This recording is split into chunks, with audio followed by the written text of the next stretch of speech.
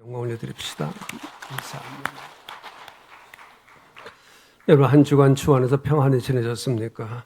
거룩한 주일에 부르심에 응답하며 또 하나님을 예배하는 동원의 가족들과 가정에 하나님께 주시는 평강과 기쁨과 감사가 가득하기를 주의 이름으로 축복합니다. 우리는 한 날을 시작할 때에 어떤 새로운 소식이 있을까 해서 그날의 뉴스에 그 눈을 돌리곤 합니다. 기대하는 것은 좋은 소식이고 행복한 소식인데 들려오는 소식은 새로운 소식보다는 어제의 일이 오늘로 이어지고 또 긍정적이고 희망적인 소식보다는 그렇지 못한 소식이 더 많은 것 같습니다. 오늘과 같은 그러한 상황에서 가장 필요한 소식은 기쁜 소식이고 또 구원의 소식입니다. 물론 어느 시대든지 구원과 또 기쁨의 소식은 늘 절실한 그런 문제였습니다. 그렇기 때문에 우리 믿는 사람들이 해야 할 일이 더 분명해지는 것입니다. 이유는 우리 믿는 사람들은 복음이라는 선물을 받은 사람들이기 때문에 그렇습니다. 이 복음은 신약 헬라어의 그 유앙겔리온이라고 하는 말로 그 기쁜 소식이라고 하는 뜻을 가지고 있습니다. 우리 그리스도인은 하나님의 사랑과 구원의 은총을 체험한 사람들이에요. 저와 여러분이 그와 같은 체험이 있기에 우리가 예수를 믿고 있는 것입니다. 우리가 하나님의 사랑과 구원의 은총을 체험한 사람들이라고 하는 것은 기쁜 소식, 구원의 소식이 절실히 필요한 사람들에게 전해야 할 그러한 책임이 있는 사람들이다라고 하는 이야기입니다. 오늘 본문을 통해서 주님께서는 이 사명과 책임을 우리에게 명하고 있습니다. 다시 말하면 전도의 사명을 우리에게 주고 계신 것입니다. 자, 그런데 여러분, 전도는 한 사람을 교회에 데리고 오는 이와 같은 차원을 넘어서 더 크고 더 원대한 하나님의 뜻이 들어있고 계획과 섭리가 들어있습니다. 그렇기 때문에 전도는 몇 가지 전제해서 생각할 것이 있습니다. 먼저 전도는 하나님의 관심사입니다. 하나님께서 이 세상의 구원을 위해서 아들 예수님을 보내서 제물로 삼으셨습니다. 아들을 세상에 보내서 제물로 삼으실 정도라고 하면 세상을 향한 하나님의 관심이 어떠한지 또 얼마나 사랑하시는지 알 수 있지 않습니까? 하나님은 한 영혼이 구원받는 것을 온 천하보다 귀하게 여기신다, 그렇게 말씀합니다. 누가복음 15장에 보게 되면 세 가지 비유가 기록되어 있는데 잃어버린 한 영혼에 대한 하나님의 마음이 어떠한지 우리에게 전해주고 있습니다. 집을 나간 둘째 아들 비유 속에서 한 영혼이 돌아오기를 고대하는 하나님의 그 마음을 표현하고 있습니다.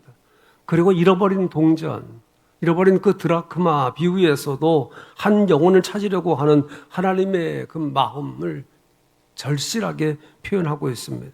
또한 잃어버린 양의 비유를 통해서 하나님의 심정이 더 절절하게 나타나고 있습니다. 잃어버린 양 한 마리를 찾기 위해서 99마리를 우리 안에 두고 온 들로 헤매는 그 목자의 모습이 바로 하나님의 마음입니다. 자, 이 같은 것을 보게 되면 전도는 한 사람을 교회로 데리고 오는 그러한 차원을 넘어서 그보다 훨씬 더 근본적인 문제인 것입니다. 그래서 성경은 복음을 들고 산을 넘는 자의 발걸음이 아름답다 노래하고 있습니다.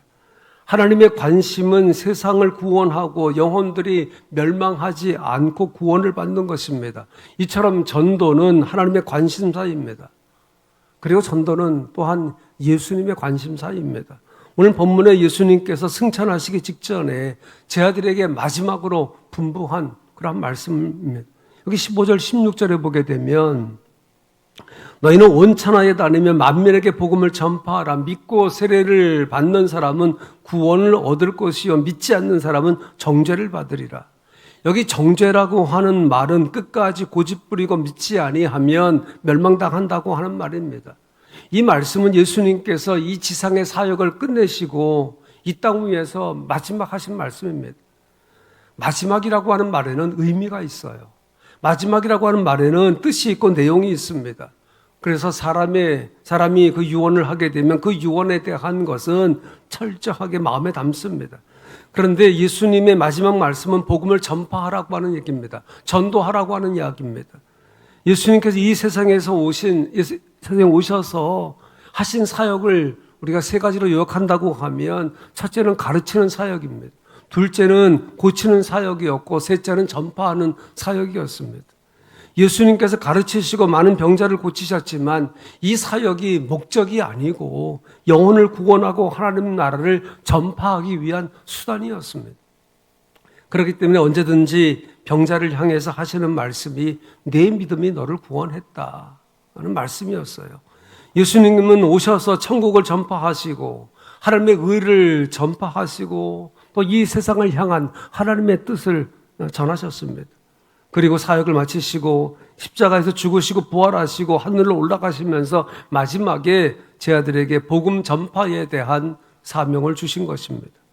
너희는 온 천하에 다니며 만민에게 복음을 전파하라. 믿고 세례를 받는 사람은 구원을 얻을 것이요 믿지 않는 사람은 정죄를 받으리라. 여러분, 전도는 이런 차원에 이르기 때문에 결코 가볍지 않습니다. 그렇기 때문에 전도는 우리의 사명이고 또 교회의 사명입니다. 그리고 무엇보다도 하나님의 궁극적인 사역입니다. 이처럼 전도는 하나님의 관심사이고 예수님의 관심사이기 때문에 결국에는 저와 여러분 우리의 관심사가 되어야 되는 것입니다. 전도는 이 땅의 모든 그리스도인들에게 주어진 사명입니다. 마태복음 28장에 복음 전파의 명령을 하시면서 세상 끝날까지라고 표현하고 있듯이 개인적인 종말이든지 세상의 종말이든지 이 세상 끝날까지 중단해서는 안 되는 과제가 바로 전도입니다. 여러분, 나에게 기쁜 소식이 있어서 좋은 소식이 있어서 이 소식을 다른 사람에게 전해주고자 할 때 기쁨이 있고 긍지가 있지 않습니까? 마찬가지로 전도는 가장 좋은 소식, 구원의 소식을 전하는 일이기 때문에 우리는 전도를 하면서 긍지를 가져야 되는 거예요. 여러분에게 가장 좋은 소식, 기쁜 소식이 들려진다고 하면 누구에게 먼저 전합니까? 아무에게나 그 기쁜 소식 전하지 않습니다. 좋은 소식이 있으면 가장 가까운 사람, 가장 소중한 사람에게 먼저 전하지 않습니까? 전도도 마찬가지입니다.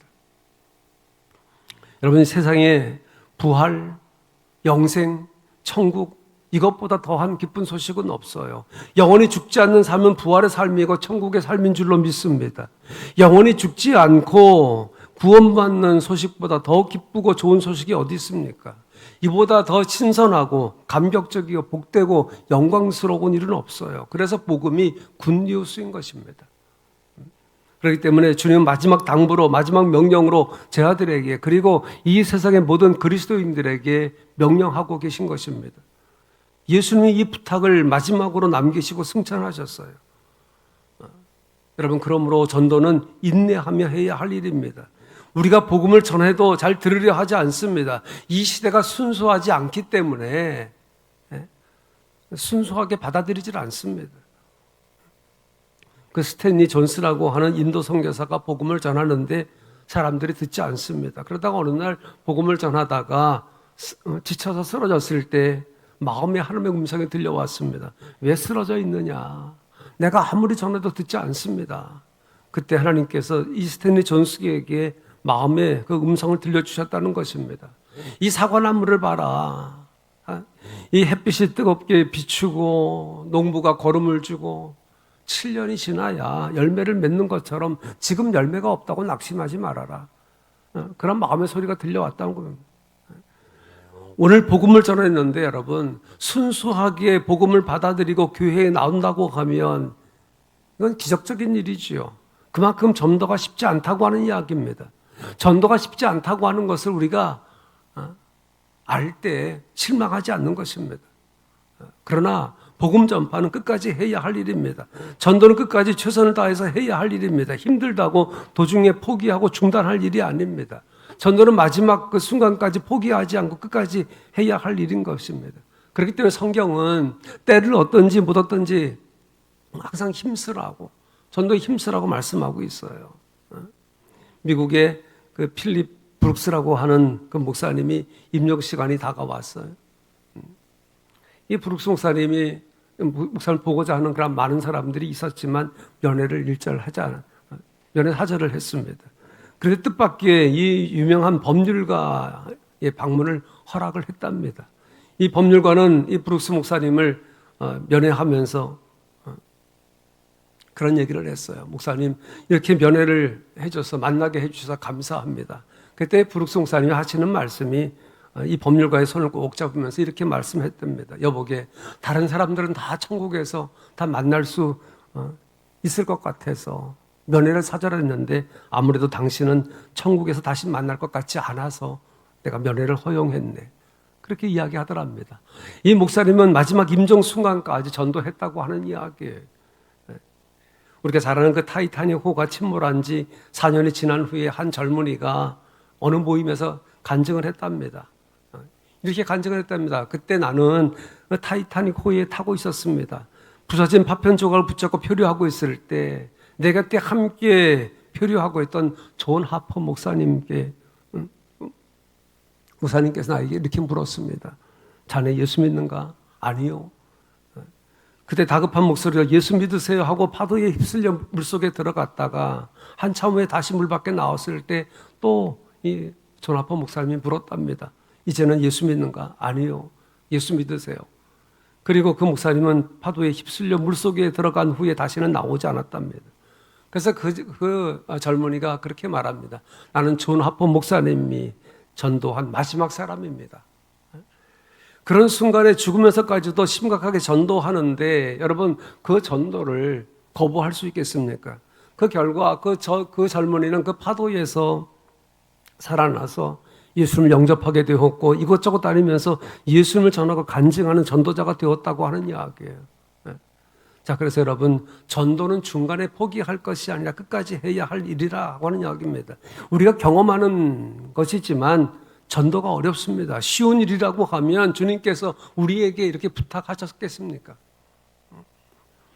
몇 마디 전도했다고 해서 감동받고 쉽게 교회에 나오지 않습니다. 여러분들도 처음 신앙생활을 할 때 교회 가자, 예수 믿자 해서 즉각적으로 나왔습니까? 아니잖아요, 여러분. 이 전도가 그렇게 쉽게 되는 일이라고 하면 무슨 기도가 필요하고 무슨 수고가 필요하겠습니까? 특히 오늘 이 시대는 악한 시대이기 때문에 사람들이 쉽게 듣고 쉽게 따라 나서질 않습니다. 거기에는 수고가 필요한 것이고 노력이 필요한 것이고 공이 들어가야 되는 것입니다. 이것은 여러분 전도뿐만 아니라 세상의 이치가 다 그렇습니다. 그래서 요한 1서 3장 18절에 보게 되면 자녀들아 우리가 말과 혀로만 사랑하지 말고 오직 행함과 진실함으로 하자 말씀하고 있습니다. 여러분 전도는 희생입니다. 인내입니다. 투자입니다. 마음을 감동시키는 일입니다. 전도하는 모습에서 그리고 우리의 일상의 삶에서 진정한 그리스도인의 모습이 나타나야 되는 것입니다. 내가 예수 믿는 사람인 것을 아는데 그냥 보통 사람처럼 말과 행동으로는 전도할 수가 없다고 하는 이야기예요. 통계적으로 보게 되면 이웃 전도를 통해 가지고 신앙생활을 하게 되었다라고 응답한 사람이 가장 많은 것을 보게 되면 좋은 이웃 만나는 것이 하나님의 은혜이고 축복입니다. 그리고 친구의 권유로 예수 믿게 된 경우가 뒤를 이었고 가족 구원이 가장 어려운 것 같습니다. 그리고 전도의 내용도 예수님을 소개하는 것이 가장 효과적이라고 하는 결과가 나와 있는 것을 보게 된다고 하면 어떤 간증이나 경험했던 것을 전하는 것보다 원초적인 이 복음을 전하는 것이 효과적이라고 하는 말입니다. 그리고 교회나 또 목사님을 긍정적으로 소개해서 신앙생활을 하게 된 경우가 의외로 많은 그러한 통계가 나와 있습니다. 어떻게 하든지 교회에 발을 딛게 하면 하나님을 만나게 된다고 하는 이야기예요. 여러분 내가 인도해서 교회에 나온 사람이 구원받고 영원한 생명을 얻었다고 하면 이보다 큰 일이 어디 있습니까? 그렇기 때문에 전도는 여러분 작은 일이 아니라 큰 일인 것입니다. 그런데 전도하는 일이 쉽지 않잖아요, 여러분. 그러나 실망할 필요가 없다. 내가 전도하는 것이라고 하면 결과가 만족스럽지 못하면 실망하겠지만 전도는 하나님께서 하실 일입니다. 그저 저와 여러분 우리는 그냥 도구로 사용될 뿐입니다. 내가 사람들을 교회로 인도해서 주님께 안내하고 그의 마음의 문을 열고 구원받게 하는 일은 하나님께서 하시는 일이다. 저와 여러분은 물을 주고 심고 자라게 하고 꽃을 피게 하고 열매를 맺는 것은 하나님이 하실 일이다. 우리는 물을 주는 것입니다. 목요일마다 20여 명의 믿음의 식구들이 나와서 전도를 해요. 기도하고 이 지역을 다니며 전도를 합니다. 길에서 전도지를 나누어 주는 것이 무슨 효과가 있겠나. 시대에 뒤떨어진 그러한 방법이라고 생각하는 사람이 있을지도 모릅니다. 그러나 여러분, 그런 걱정은 교만한 걱정이고 어떤 방법으로든지 심고 뿌리면 그 뒤에 일은 하나님께서 성령을 통해서 하실 일인 줄로 믿습니다. 우린 다만 언제나 때를 얻든지 못 얻든지 씨를 뿌리는 것뿐입니다. 여러분, 목요 전도 대원들을 위해서 기도해 주시기 바랍니다. 그 인도에서 있었던 일이라고 하는데 어떤 사람이 자살을 하려고 기차 그 레일 위에 누웠답니다. 건너편 그 철길에서 기차가 달려오는 소리가 들려옵니다. 그때 그 기차 안에서 누군가가 전도지를 들고 전도하고 있었는데 어느 힌두 교인이 전도지를 받자마자 창밖으로 그 전도지를 버렸습니다. 이 버려진 전도지가 바람에 날려가지고 죽으려고 레일에 누워있던 그 사람의 얼굴에 달라붙었다고 하는 이야기예요. 이 사람의 쪽지를 보니까 그런 성경 구절이 있습니다. 주 예수를 믿어라. 그러면 너와 내 집에 구원을 받으리라. 이런 문구가 적혀 있었습니다. 이 문구를 읽는 순간에 성령께서 그의 마음을 흔들었습니다. 이 사람은 이 망치로 머리를 얻어맞은 기분이 들었고 그의 영혼의 눈이 열리게 되어서 자살을 포기하고 예수를 믿게 되었다고 하는 이야기. 여러분, 언제 어느 때에 어떻게 성령께서 역사하실지 모른다고 하는 이야기입니다. 이 하나님의 역사는 얼마든지 있다고 하는 이야기입니다. 전도는 어떤 기회든지 목적을 가지고 뜻을 가지고 목표를 가지고 하면 되는 것입니다. 문제는 나 자신의 신앙 자세에 달려 있는 것입니다. 내 안에 누구에게든지 복음을 전하고 싶고 이 소식을 전하고자 하는 마음이 있느냐, 이것이 문제입니다. 그 마음에 그런 의지가 있다고 하면 여러분, 전도는 얼마든지 할 수 있다고 하는 이야기입니다. 여러분, 우리 교회가 체육대회와 또 바저회를 앞두고 이런 행사를 통해서 11월 첫 번째 주일에 새소매 추충주일을 기획하고 있습니다. 그래서 오늘 새소매 추충주일 광고와 함께 초청할 분들, 또 태신자들을 마음에 두고 기도하는 가운데 또 우리가 명단을 또 작성하고 또 제출하고 함께 가족 구원, 또 이웃 구원, 그리고 우리 교회의 사명을 위해서 우리가 또 기도하고 또 노력하십시다. 지난 해에 쓰셨던 명단 이번에 또 쓰고 계속해서 끈질기게 하는 것입니다. 가족들, 이웃 사람들, 또 장기 결석자들의 명단을 제출하고 우리 함께 기도하십시다. 바자회를 통해서 교회를 소개하고 교회 마당을 밝게 하고 새소매 초청 주일에는 성전 안에 들어오도록 우리가 기도하며 또 힘쓰십시다. 저와 여러분도 누군가의 전도로 이렇게 예수 믿고 영원한 생명을 얻고 천국을 소유하며 지금 살아가고 있지 않습니까?